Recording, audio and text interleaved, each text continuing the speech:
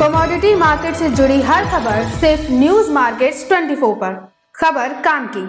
नमस्कार दोस्तों, welcome back to our channel news market 24, जिसमें बात करेंगे आज बड़ी खबर के बारे में जो कि खास तौर से स्टील बाजार से जुड़ी हुई है।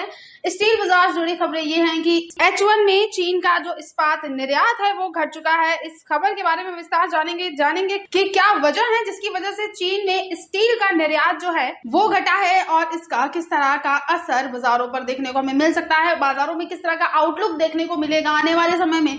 इस बारे में आगे विस्तार से बात करेंगे, इसीलिए आप हमारे साथ खबरों में अंत तक जरूर बने रहिए। मीडिया सूत्रों के हवाले से खबरें ये हैं कि चीन ने पहली छमाही यानी जनवरी से जून 2022 में स्टील के अपने निर्यात और स्टील लौह अयस्क के कोयले के आयात पर गिरावट देखी। आधिकारिक आंकड़ों से ये पता चलता है केवल जून के महीने में स्टील के निर्यात में वृद्धि देखी गई, जो घरेलू मांग में कोविड प्रेरित कमी के कारण देखा गया। सालाना निर्यात के बारे में बात करते हैं तो चीन में स्टील निर्यात सालाना 10.50% गिरकर 33.46 मिलियन टन हो गया, जो कि देश के सीमा शुल्क के सामान्य प्रशासन के आंकड़ों से पता चलता है।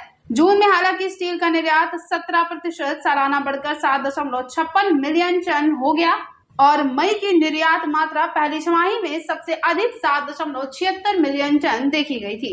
हालांकि H1 के बाद के हिस्से में कोविड के वृद्धि की वजह से गंभीर लॉकडाउन बाजारों में लग गया, जिसकी वजह से घरेलू स्टील की खपत भारी रूप से प्रभावित हुई, जिसकी वजह से मिलें अपना कैश रजिस्टर चालू रखने के लिए निर्यात का सहारा लेने को मजबूर हो गई। इसके अलावा स्टील के आयात में भी गिरावट देखी गई है। जनवरी से जून 2022 में चीन का स्टील आयात 5.771 मिलियन टन रहा, जो सालाना 21.5% तक की गिरावट है।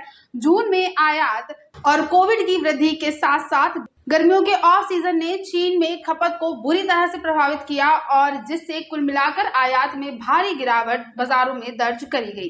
कोयले के आयात के बारे में बात करी जाए तो कोयले का आयात भी बाजारों में गिरा। जनवरी से जून की अवधि में चीन का कोयला और लिग्नाइट आयात सालाना 17.5% गिरकर 115 मिलियन टन हो गया।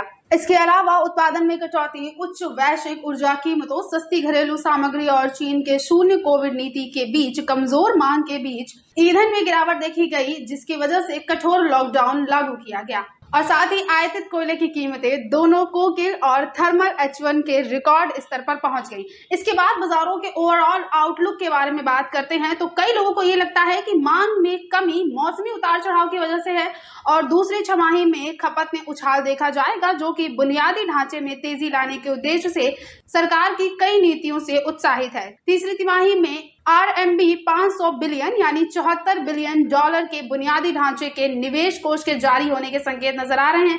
अब ऐसी स्थिति में दूसरी छमाही में स्टील की खपत में वृद्धि आपको देखने को मिल सकती है, जिसकी वजह से निर्यात में गिरावट भी आएगी ताकि स्टील घरेलू बाजार के लिए उपलब्ध रहे। नतीजतन देखा जाए तो लौह अयस्क और कोयले का आयात भी बाजारों में बढ़ सकता है। तो आने वाले समय में अगर इस तरह की स्थितियां बनी रहती हैं तो कोयले और लौह अयस्क का आयात बाजारों में बढ़ेगा, जिसका असर सीधा आपको घरेलू बाजारों पर देखने को मिलेगा। और किस तरह का असर बाजारों पर देखने को मिलता है ये जानने के लिए आप हमारे साथ जुड़े जरूर रहिए। तो आज की खबरों में सिर्फ इतना ही। अगर आज की खबरें आपके लिए यूजफुल हो तो लाइक जरूर कीजिए और अपना फीडबैक कमेंट सेक्शन में हमें जरूर दीजिए। मिलते हैं आज से अगली खबरों के साथ, तब तक के लिए stay healthy, stay safe. Thanks for watching bureau report news market 24।